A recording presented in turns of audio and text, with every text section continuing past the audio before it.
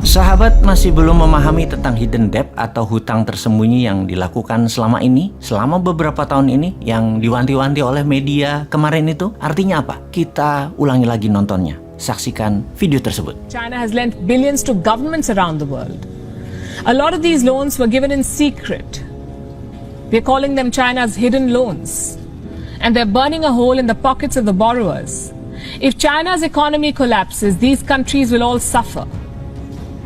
And that's just part of the problem. Hidden debt hurts all of these countries. Let me give you the example of Indonesia here. Indonesia wanted to build a railway line, so it borrowed money from China. It was a very bad idea. Indonesia is learning the hard way.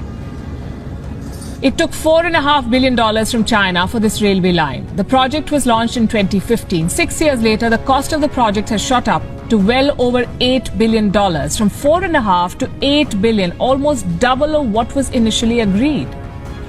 Now, what do? You cannot abandon the project midway. So Indonesia is dipping into its own state budget to pay for this railway line. And this could be just the beginning of its troubles. Most of the money Indonesia has borrowed from China is off the books. It is hidden debt. It is not reflected in official books. Officially, Indonesia owes China close to $5 billion. Unofficially, Indonesia reportedly owes China close to $23 billion. That's $18 billion of hidden debt. 78% of Indonesia's debt to China is hidden. Who took these loans? Indonesian government entities. And these are very risky borrowings. The loans were given without sovereign guarantees, meaning if the borrowers go bankrupt, the Indonesian government will face pressure to bail out. They will have to pay that money. It's a trap.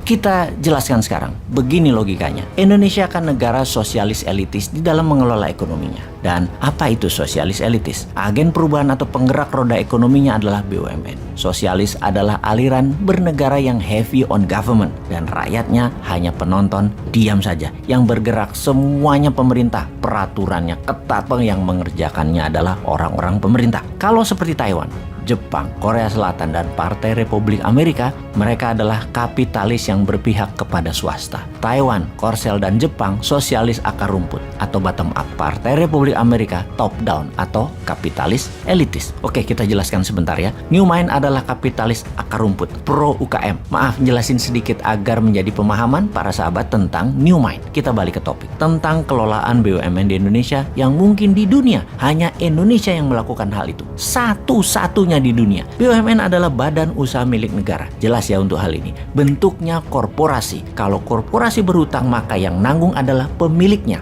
Sekarang pertanyaannya, kalau BUMN berhutang dan rugi, yang menanggung kerugiannya adalah korporasi itu sendiri, BUMN itu sendiri. Betul? Ya nggak begitu. BUMN itu kalau berhutang, kalau tidak bisa bayar, maka yang bayar adalah APBN. Namun dalam berhutang, dalam catatan APBN, hutang BUMN tidak tercatat sebagai hutang negara. Itu yang dimaksud dengan hidden debt oleh media India tersebut. Ketika misalnya Garuda bangkrut, Jiwasraya bangkrut, dan puluhan BUMN punya masalah cash flow, APBN lah yang injek, yang menambah modal, yang membayari tersebut alias rakyat. Begitu BUMN karya-karya yang menjadi bagian pembangunan infrastruktur, mengapa banyak yang bangkrut dan merugi? Jawabannya adalah karena over investment. Over investment itu terjadi karena memang tidak punya free cash. Punya aset, asetnya digadai, dijaminkan, proyeknya di markup. Proyek tersebut 110% uangnya adalah hutangan. Proyeknya bukan proyek produktif yang IRR-nya di bawah 7% udah balik modal. Panjang semua balik modalnya, di atas 20 tahun bahkan. Ya mati bunga lah. Pokoknya tidak akan terbayar bunganya saja. Bahkan bunganya pun tidak bisa terbayar. Jadi nombok. Dan apa yang terjadi? APBN bayarin lagi. Jadi proyek-proyek tadi asetnya dipegang oleh asing, yang ternyata oleh asing tadi aset tadi diteruskan ke biangnya atau pass-through. Atau aset kita itu dipegang Tiongkok sama Tiongkok, asetnya diterusin buat jadi underlying atau jaminan hutang mereka ke dolar ke negara lain. Itu yang disebut hidden debt atau hutang tersembunyi karena tidak nampak di state budget, di anggaran negara tidak nampak. Jadi kalau mau jujur,